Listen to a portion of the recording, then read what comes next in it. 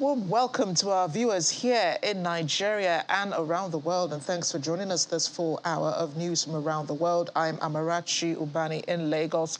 We begin in Myanmar, where the military junta today executed 4 democracy activists in what is believed to be the first use of capital punishment in the country in decades.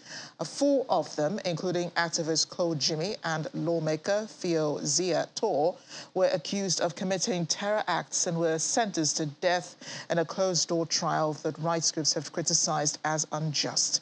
Family members of the deceased gathered at Insen prison, where the executions took place, for information about their loved ones.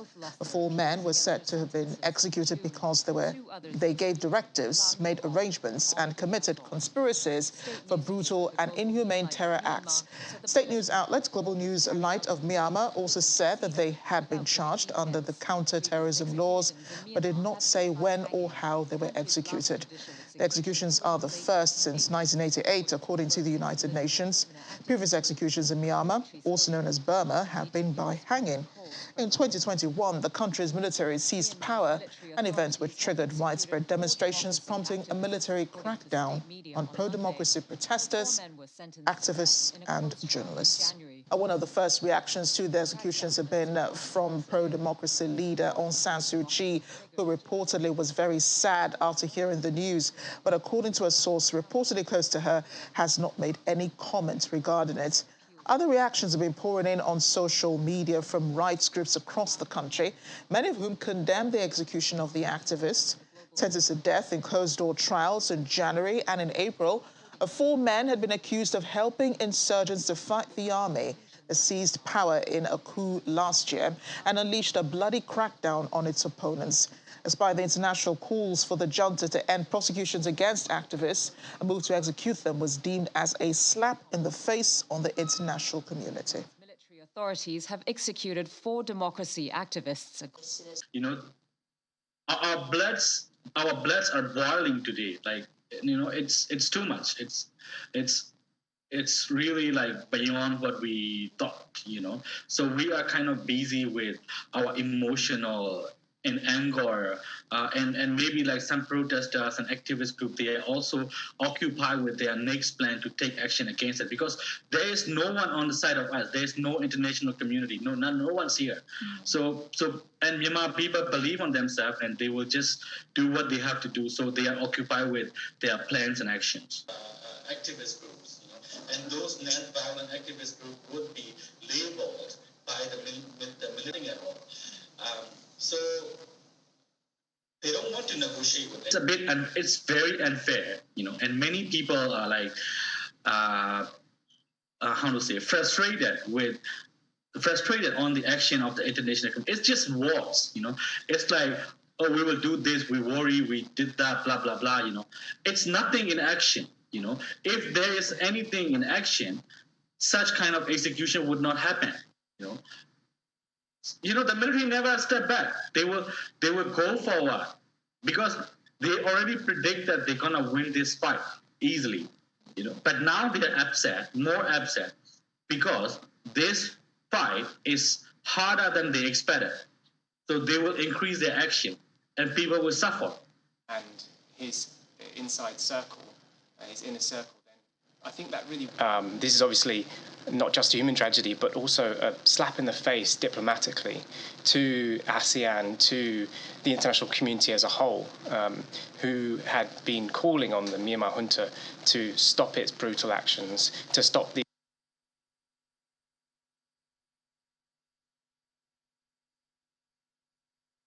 rest of the region. So, you know, I think ASEAN really needs to wake up at this point. As I said, I think we need to move beyond words at this point. It's clear that words have no impact on the junta. They took this action, this terrible, horrendous action against pro-democracy activists, regardless of ASEAN's strong words and regardless of ASEAN's move to ban junta representatives at their summits. So that's obviously not working. ASEAN needs to really rethink and think about applying real hard economic and diplomatic pressure to the junta to stop its crimes.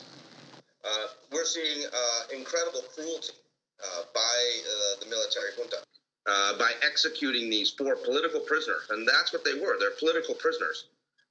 We're seeing incredible cruelty by the military junta. I think what they've decided is that they are not concerned about what sort of international reaction they will face from ASEAN or from other countries. And part of that is because the international community has really sort of forgotten about Myanmar in the past year. Just real quick, just record this thing. It really is astonishing. It is outrageous. And it's now time for the international community to recognize that their inaction is costing people lives in Myanmar. They need to look at the mirror and recognize that they cannot permit these kind of atrocities to continue at the hands of the military government in Myanmar. As the situation in Myanmar gets much worse. And so I think that the generals decide. We're very worried that there are dozens of people on death row now in Myanmar. And now that the dam has broken and they've killed these 4 political prisoners, that they will continue with others. And if that happens, this is something that the international community is going to have to respond to, but respond to with actions, not just words. Also reacting to the executions in Myanmar is China. A foreign ministry choosing a more diplomatic approach, calling on all parties in the country to work to properly resolve conflicts within its constitutional framework following the executions. Spokesperson Zhao Lijiang says China always upholds the principle of non-interference.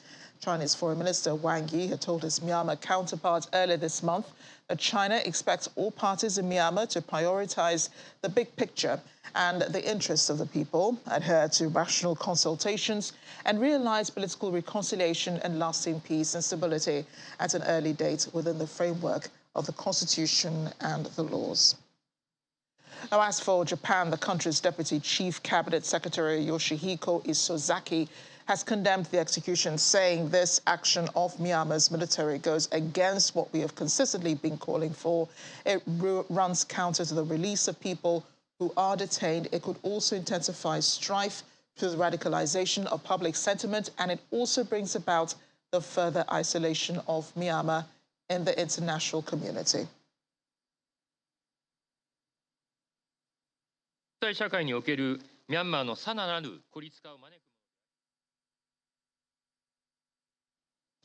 Amnesty International has described the execution as appalling. Its death penalty advisor and campaigner Chiara Sangyoryo has said the executions were an enormous setback and were an example of the military outdoing themselves and showing what they were capable of. Sangyoryo has said the executions were the first in the country since the late 1980s and called for increased efforts from the international community to put accountability mechanisms into place. We saw the military authorities of Myanmar outdoing themselves and carry on with executing 4 people that had been convicted in appallingly unfair trials through great secrecy, lack of access to the representation from what we understand. And going ahead with executions, we understand without even clearly telling the families that that was going to happen. We have been seeing that the military authorities, through these sort of made up or tribunals that have shortened proceedings, that have kind of pretty much no right to appeal, no right to clemency. We have seen that essentially the use of the death penalty has become an integral part of the retention of the power and of the continuing to crack down on the opposition. It is really difficult to predict what's going to happen. What we saw today was an enormous setback. We saw the first executions carried out in the country since the late 1980s, which in a way goes a long way to show what they are capable of. The UN, on the other hand, is outraged at the executions. Reacting to the news, Special Rapporteur on Situation of Human Rights in Myanmar, Tom Andrews, said he was fearful of what is to come, as the executions are a demonstration that there are no limits to the depths of depravity of the military junta in Myanmar.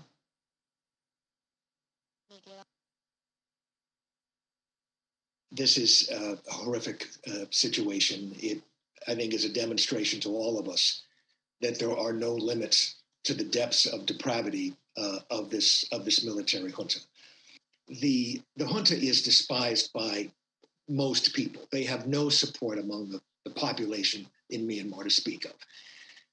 And so I think this is an attempt at instilling greater fear and intimidation against the population. If they can't rule by the consent of the people of Myanmar, which they obviously cannot, then they're going to try to terrify them even more than they have to this point. So I think the message for the people inside the country is that no one is safe. There is no limit to what we will do to those who continue to oppose us. I am afraid that even more floodgates are now opening, and that there is even going to be less restraint on the part of the junta to continue its attacks on the people of Myanmar and to try to instill fear, even more fear in the population. I want to bring in legal practitioner and foreign affairs commentator Sonny Ekwebusi to discuss this. Thank you, Sonny, for joining me on the program today. What are we learning, from the Myanmar junta with the executions and how terrifying the future of Myanmar is? Well, thank you very much. It is what is happening in Myanmar is really very tragic. It is barbaric, and it has become condemned by the international community. And I would say that the international community should ensure that the atrocities in Myanmar does not continue. First of all, we are seeing the sanctions being applied, but the sanctions, I'm afraid, are not going to stop the atrocity being committed, because the junta has insisting that the foreign leaders should not interfere in the atrocities going on in Myanmar. But I would suggest that the United Nations and members of the international community should take every necessary step to ensure that the killings in Myanmar does not continue. It is a setback on a civilized world. This is the first execution we're having since 1988. And it does not take good for that country, the country of 54 million. It does not take good for the world. It does not take good for United Nations. It does not take good for United States. Unfortunately, the United States does not recognize Myanmar. I'm afraid whether they will really step in. So I would advise that the international, as we are seeing the killings, where first of all, the trial was a secret trial. They were not represented by legal practitioners, and they were condemned unjustly and killed unjustly. Some of the relatives are asking for the ashes of those killed, just to make them to remember or to bury the ashes. And the junta is not relenting. So I would suggest that the international community should ensure that the killings does not continue, because many other people are still being held under the iron grip of the junta.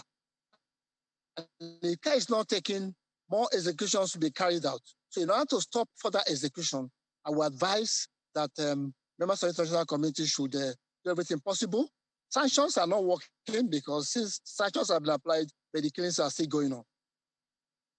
Do you think, there was already a projection towards this? I mean, the junta clearly was not going to take any opposition to its government when it toppled the leadership of Aung San Suu Kyi and had her and other pro-democracy activists arrested.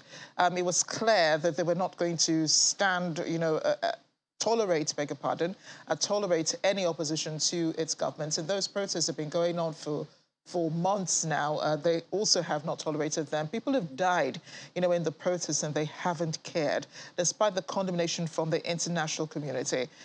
Is it really a surprise that the junta would be carrying out these executions? Well, I think that unfortunately they will carry out more executions, because they have said that they're not going to listen to any person from the international community trying to advise them. So they are unrelenting, and they will carry out more executions, because as far as they are concerned, the trial was very fair, and also the execution is also fair. Members of the Amnesty International are saying that death penalty is not is no longer tolerated in these days. But the junta still believes that death penalty is the only solution. I think it's a big unleashing that they are doing in that country. Yeah, but and, hold on, Sonny. I'm trying to establish, that the junta already had a projection towards this. I mean, here they were fighting, these protesters. You have police on the streets, beating people up, sometimes shooting into the crowds, firing water cannons, arresting people. Is it really a surprise that executions have taken place? Yeah, that's why I'm very surprised. I'm surprised because if this is happening and execution is taking place, I mean, it means that the junta is quite unrelenting. I would suggest that rather than make condemnation, the international community to take steps, if possible, because dialogue has been tried in the past, it did not work. So I would suggest that they should take steps, even if it means entering Niamey, to ensure that the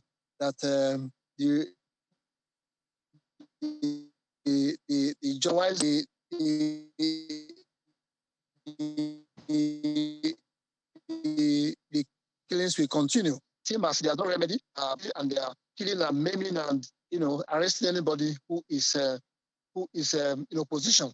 I think the international community should find a way of entering the country and seeing what can be done in terms of bringing peace and normalcy to that country. How are they supposed to do this?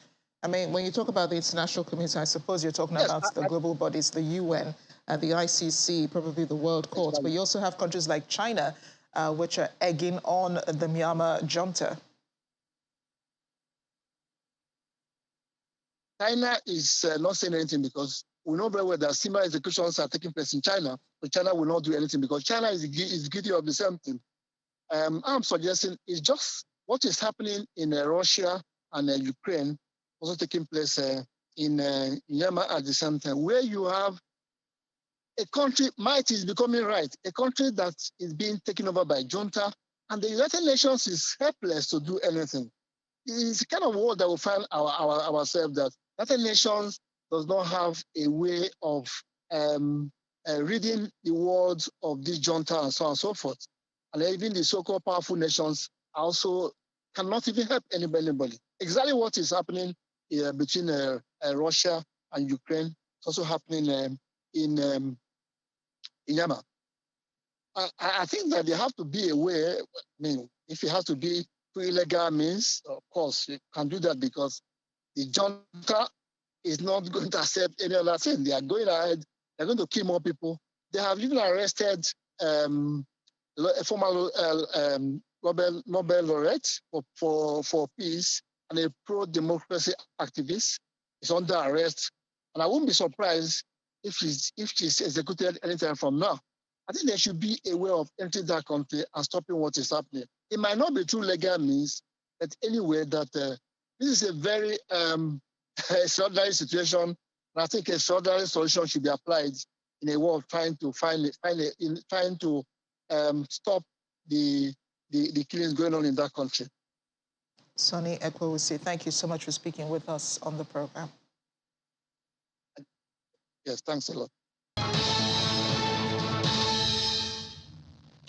Welcome back into our daily updates of the Russian invasion of Ukraine. Foreign Minister, that's the Russian Foreign Minister, Sergei Lavrov, has embarked on a 4-day visit of several countries in Africa. Speaking on his second stop in Congo, Brazzaville, Mr. Lavrov said there are no barriers to the export of grain from Ukrainian ports after Ukraine and Russia signed a deal on Friday to unblock grain shipments on the Black Sea in Turkey. Speaking after Russian missiles struck Ukraine's main port of Odessa on Saturday, Mr. Lavrov said the strike had been aimed at military infrastructure in the port.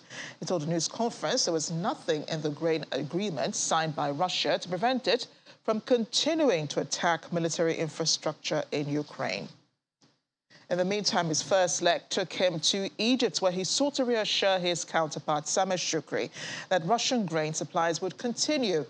Also met with the Secretary General of the League of Arab States, Ahmed Abul Gheit, where he spoke about deepening cooperation between Russia and the Arab League, and with Egyptian President Abdel Fattah al-Sisi, handing to President Sisi a letter from President Vladimir Putin expressing the importance Russia attaches to consolidating bilateral ties with Egypt within the framework of the Strategic Partnership and Cooperation Agreement between the two countries.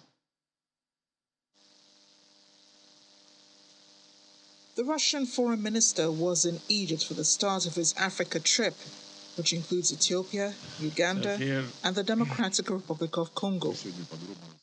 He'd held talks with Egyptian President Abdel Fattah al-Sisi and now Foreign Minister Sameh Shoukry. He later met with the Arab League Secretary General Ahmed Abul Gheit before addressing the Pan-Arab Organization. His message to Egypt: reassurances of a grain supply to the country. In his address to the Arab League, Mr. Lavrov said any ships coming to Ukrainian ports to pick up additional grain would be inspected to make sure they do not bring any weapons, as that would be detrimental. We managed to agree in Istanbul, as I said. The second paper was signed. Ukraine demines. Ukraine lets the ships out in the open sea. Russia, Turkey, together with another participant, which is to be determined, accompany the convoys to the straits. And if the ships are coming to pick additional grain from Ukrainian ports, on the way there, the ships would be inspected to make sure that they don't bring any weapons, which would only be detrimental to the continued conflict. Since the start of the war, a blockade of Ukrainian ports by Russia's Black Sea Fleet has trapped tens of millions of tons of grain, worsening global supply chain bottlenecks. Egypt is one of the world's top wheat importers, and last year bought about 80% of those imports from Russia and Ukraine. In its response to the war, Egypt has been torn between long-standing ties to Russia and its close relationship to Western powers that have sanctioned and sought to isolate Moscow. Russia and Ukraine separately signed a deal in Istanbul on Friday last week with Turkey and the United Nations to resume grain shipments from Ukrainian ports to international markets via the Black Sea. However, internal problems have made farmers hard to sell the harvested crop to foreign markets, and the condition is complicated by weather anomalies. The drought caused huge cracks in the fields, and the lack of moisture affected almost all crops, where corns and sunflowers, due to abnormal heat for this region, may disrupt harvest plans. At the same time, shortage in capital, which halted farmers' preparations for autumn sowing, has worsened the situation. Ukraine hopes a UN-brokered deal aimed at easing global food shortages by resuming grain exports from the Black Sea region would start being implemented at least this week. Moscow, Russia's side concerns that the deal could be derailed by a Russian missile strike on Ukraine's port city of Odessa on Saturday, saying it targeted only military infrastructure. A global wheat shortage and soaring European energy prices are some of the most far-reaching effects of Russia's invasion of Ukraine, threatening millions in poorer countries with hunger and prompting fears in Europe over heating supplies this winter. Yuri Vaskyov, Ukraine's deputy infrastructure minister, told a news conference today he hoped the first grain shipment under the deal would be from the port of Chernomorsk. Standing in the way of the Russian advance in eastern Ukraine is a Ukrainian battalion and a unit of foreign nationals who answered Kyiv's call for help. They're about half a mile from Russian positions, defending the captured eastern city of Izium. From the Ukrainian people is the message on the mortar they're carrying. Artillery rains down mostly at night. Denis Polishuk's nom de guerre is called Canada because he was born in Ukraine but lived in Vancouver. Polishuk is part of the Carpathian Sich Battalion, one of several paramilitary nationalist groups that began as volunteers in 2014 when Russia annexed the Black Sea Peninsula of Crimea and backed pro-Russian armed separatists in Ukraine's eastern Donbas region. Since May, Kyiv says they've been reformed and integrated into the regular army. Moscow brands such former paramilitary groups as far-right extremists and justified its invasion by saying it wants to denazify Ukraine. They strongly reject the charge. The fighters recently captured a Russian tank, almost intact, and contend with Russian drones, which they call black clouds, that direct artillery fire to their positions.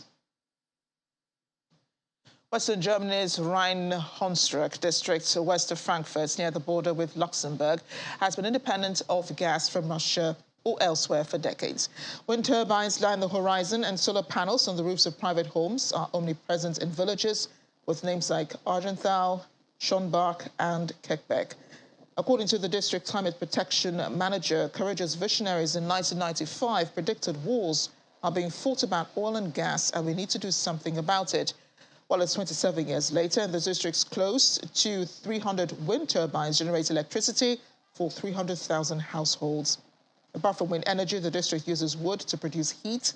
So effectively, that the shrub cuttings and timber, with shrub cuttings and timber, more warmth is generated than consumed.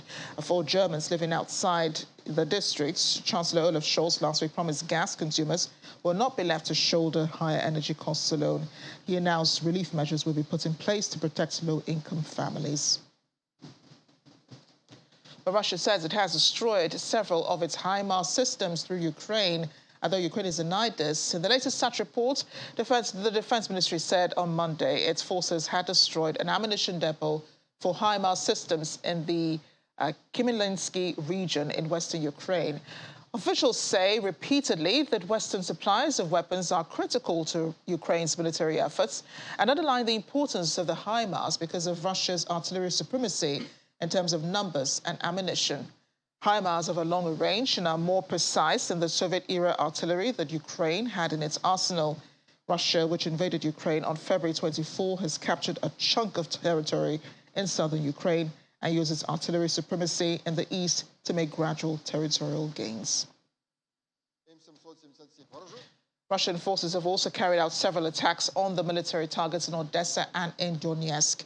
Russian Defense Ministry spokesperson Igor Konashenkov said on the day that the high-precision long-range sea and air-based armaments destroyed aircraft of Ukrainian Air Force deployed at a military airfield in Kirovrgad.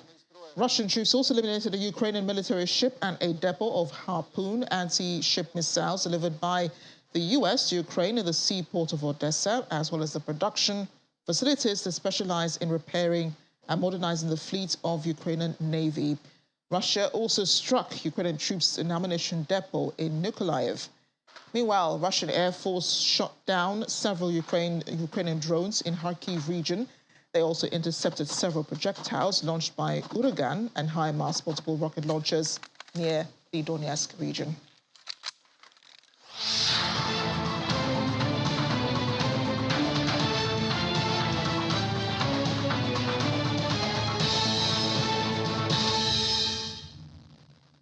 Back to the rest of the world, here in Nigeria at least. It's another July 25th, and it's Diaspora Day for Nigerians living in the diaspora. That is to share ideas, culture, and to celebrate the achievements of Nigerians doing great things outside the country. These are just a few pictures of the celebrations going on in the Federal Capital Territory, Abuja, today. You can see the NIDCOM boss, Abike Dabiri-Erewa, the Minister of State for Interior, and even the Chief of Staff to the President, Ibrahim Gambari. We're learning more about today's celebration a little later, but let's talk to one Nigerian in diaspora, Colin Sweke. He's a friend of the House, a foreign affairs commentator who joins me from Brussels in Belgium. Collins, thank you for joining me on the program today. And I'm wondering if you're feeling celebratory, considering it is July 25th. It's supposed to be your day since you're in the diaspora. Well, I will start by saying Happy Diaspora Day because this is a day marked out not just for the diaspora, but also the friends of diasporas and the cousins, the siblings, brothers and sisters of, the Nigerian diaspora, and that includes you and your, viewers. So it's a day that the federal government has marked out to, shine the light on the diaspora and what they mean for, for Nigeria. And of course, yes, we cannot help but feel celebratory. However, of course, there are a number of issues that actually damper the celebratory mood. As you could see from the pictures available, the diaspora themselves, present at the celebration itself in Abuja, is rather scanty. I mean, compared to how it used to be in the past, and that is because of the low mood occasioned by quite a number of disappointments. Some outside the control of the diaspora and the government, but quite a lot of them, as a matter of fact, out of lack of planning and lack of purposefulness. Yeah, and I suppose you're talking about, the issue of diaspora voting. We were shut down, in the National Assembly. A lot of diasporans are very, very politically in tuned this year. Elections are next year, so I'm sure there are lots of people looking forward to. I mean, I've been hearing comments, all year round, people wanting to participate in the electoral process but cannot, unfortunately. How do you feel about that? We feel very sad. We feel very disappointed. And as a matter of fact, also we're angry that as Nigerians, first and foremost, irrespective of where we reside, that we are not able to be part of the decision of who leads the country, and that we are not able to participate fully in Nigeria's election. And that is because, government has mishandled the whole thing. Because come to think of it, President Muhammadu Buhari and all other top-ranking, officials of government have actually sworn allegiance to the concept of diaspora voting. This is something they want to do. This is something they want to see happen. And part of the reasons that, NIDCOM, Nigerians in Diaspora Commission, was set up was to oversee and mastermind this whole process. But that has been mishandled in such a way that, they can't get, politicians, the legislators across the board to actually pass the bill allowing diaspora voting. And that is perhaps, like I alluded to previously, the reason that the diaspora have kind of locked off, because there is a massive, protest out here in the diaspora boycotting the Diaspora Commission, essentially for the fact that diaspora voting is not taking place. Some are saying that they are not going to be part of the diaspora day any longer until two things happen. Number one, diaspora voting bill passed, and number two, the board of NIDCOM constituted as actually provided for in its Establishment Act. So right now, you have just one-man board that is, operating below capacity, no oversight function from the diaspora and the board members. And that is, as a matter of fact, unacceptable. So there are quite a number of issues, even though the diaspora have made significant progress in the last, decade or two when, Nigerians in Diaspora Organization was set up. And indeed, they continue to contribute to Nigeria's development. There are quite a lot that has to happen to actually beef up that engagement and make the diaspora do more in terms of accelerated development for Nigeria. Well, you have been talking about, these issues for a while, and in private conversations with you that is not on air. But about the achievements, of the Diaspora Commission, and I know that some of them would include being able for people outside to be able to get their national identification numbers, Nigerians outside the country, and then diaspora remittances that have been made easier. Which one of them stands out for you, though? I would believe that one of the things that stand out in terms of what NIDCOM, irrespective of, the abnormalities there, is actually renewed engagement with the diaspora. They are doing their best, at least as of today. Nigeria has a national policy on diaspora. That is a significant achievement. And then if you look at that document, it is one that was very well put together, working with various stakeholders, including the International Organization for Migration, in coming up with such a document that is very, very powerful. But then you have to look at the, key deliverables, the policy initiatives, and the key initiatives that constitute that policy. 2 years into the establishment of, the commission, and 1 year after the launch of the, policy paper, there is no sign that they are anywhere close to the key performance index that, are actually set out there. So yes, while we have the policy paper, which is a major achievement on the part of Diaspora Commission, it remains just a theoretical paper that they haven't managed to be purposeful about its implementation, and that comes as a result of lack of the human capital required to run the Diaspora Commission properly. The theme for this year's celebration, which is the third, to my understanding, the third Diaspora Day celebration, this year's theme is Diaspora Engagement in Global Challenging Times for National Development. How do you think that relates to the world that we live today? We are barely out of a COVID pandemic. Then we also have, the Russia-Ukraine war.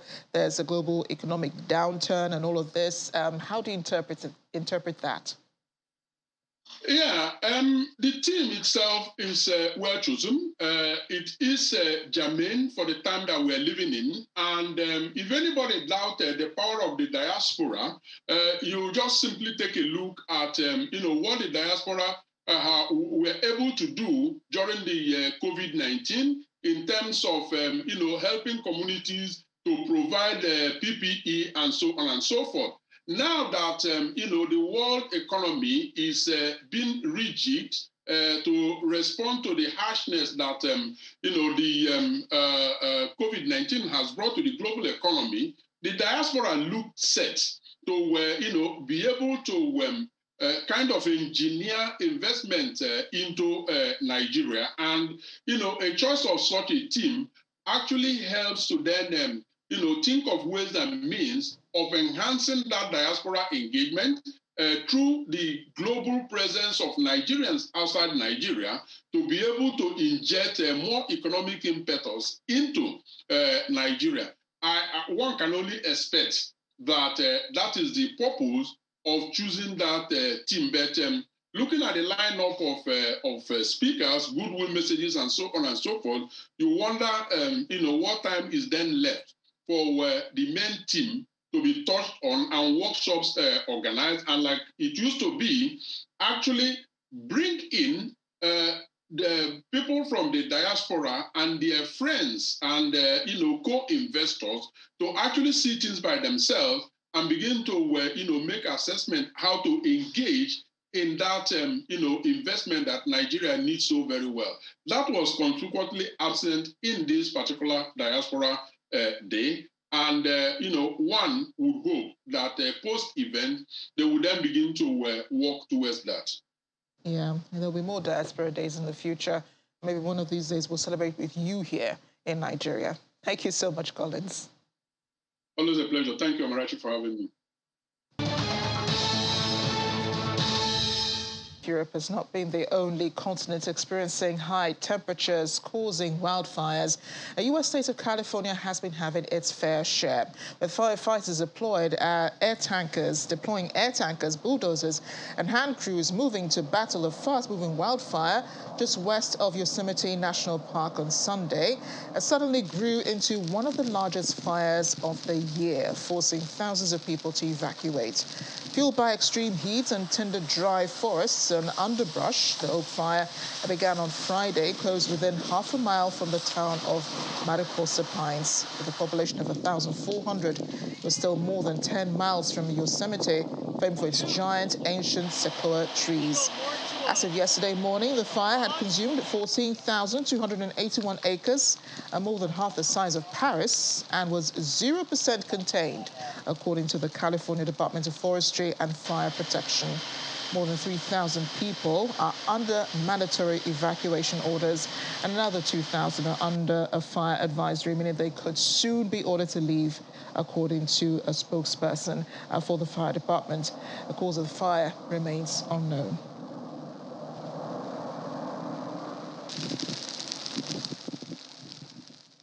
There is a storm ahead, especially for those in North Dakota, another state in the U.S. Weather forecasters are warning of a tennis ball-sized hail, tornadoes, and 70-mile-per-hour winds. This video posted on social media showed a wall of anvil-shaped storm cloud known as a supercell rolling over the North Dakota plains. The U.S. National Weather Service has issued a severe thunderstorm watch for the northeast of the state, warning of large hailstones and strong winds, as well as a chance of a tornado or two.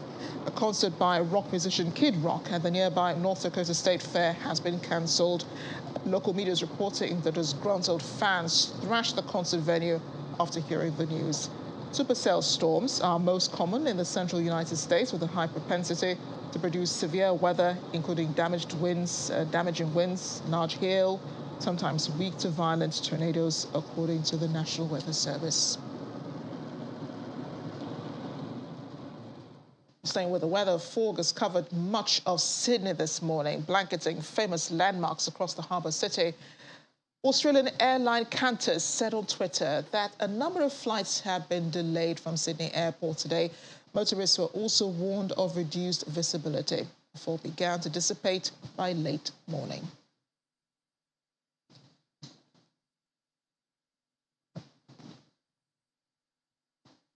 Look at those floods in Pakistan's Sindh province. Declared today a public holiday for Karachi and Hyderabad amid the flooding and heavy rains. Residents, however, say authorities have not done enough to mitigate the effects of extreme weather.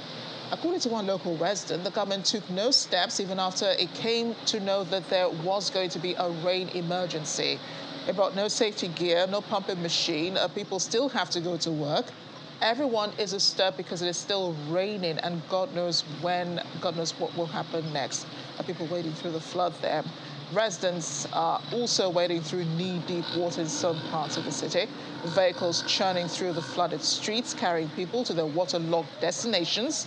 Although schools, offices and markets in the port city of Karachi remain closed as moderate to heavy rains continue to lash various parts of Sindh province.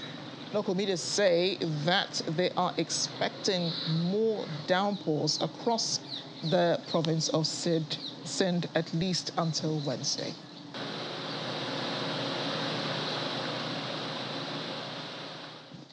Away from weather reports, to stop over in Sri Lanka, where Colombo's envoy to Beijing has asked China to help with trade, investment and tourism to assist it grow sustainably. As it negotiates for an emergency $4 billion package to support it emerge from an economic meltdown, the island nation of 22 million people is suffering its worst economic crisis since independence in 1948, after running out of foreign reserves. Protesters angry about the shortages of fuel, food and medicine toppled the Rajapaksa ruling family. Ambassador Palita Kohona's emphasis on China as a key to Sri Lanka's economic recovery reflects Beijing's status as one of Sri Lanka's two largest foreign creditors, along with Japan. China also holds some 10% of Sri Lanka's external debt. In an interview at Sri Lanka's Beijing embassy, Kohona said Colombo wants China to ask its companies to buy more Sri Lankan black tea, sapphire, spices and garments, and to make Chinese import rules more transparent and easier to navigate. He says Beijing could also help by pouring further investment into vast China-backed port projects in Colombo and Hambantota.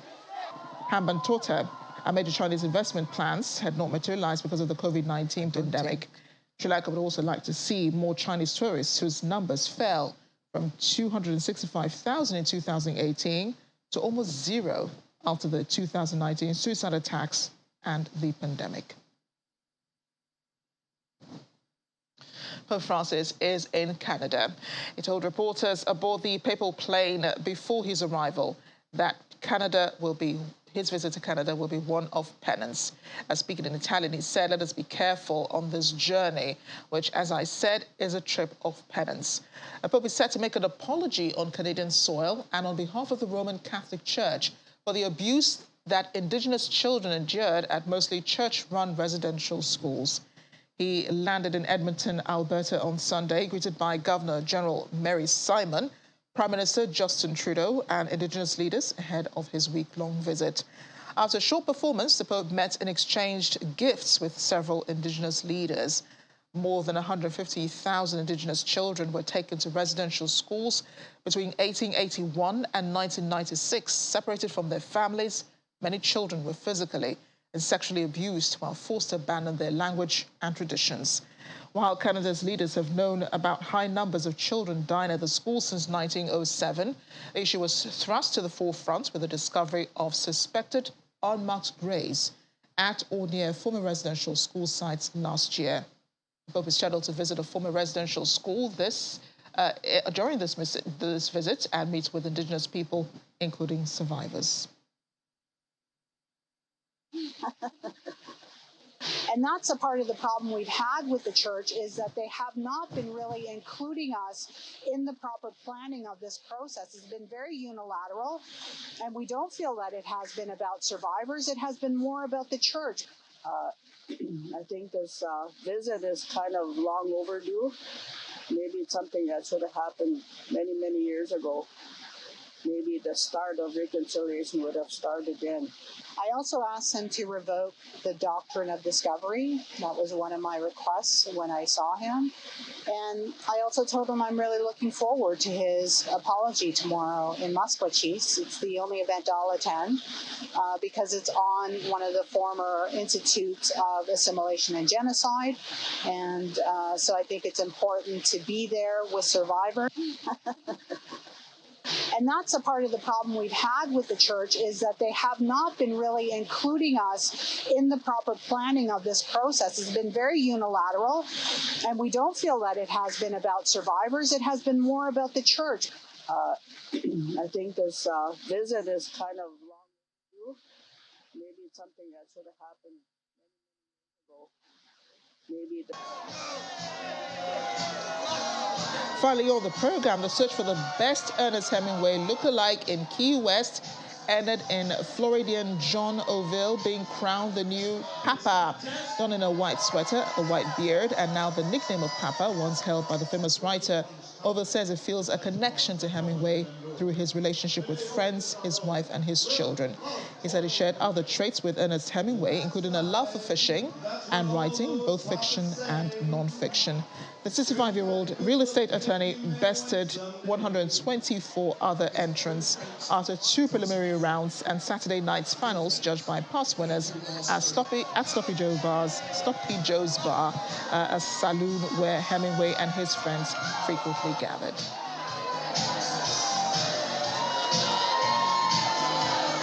In this contest,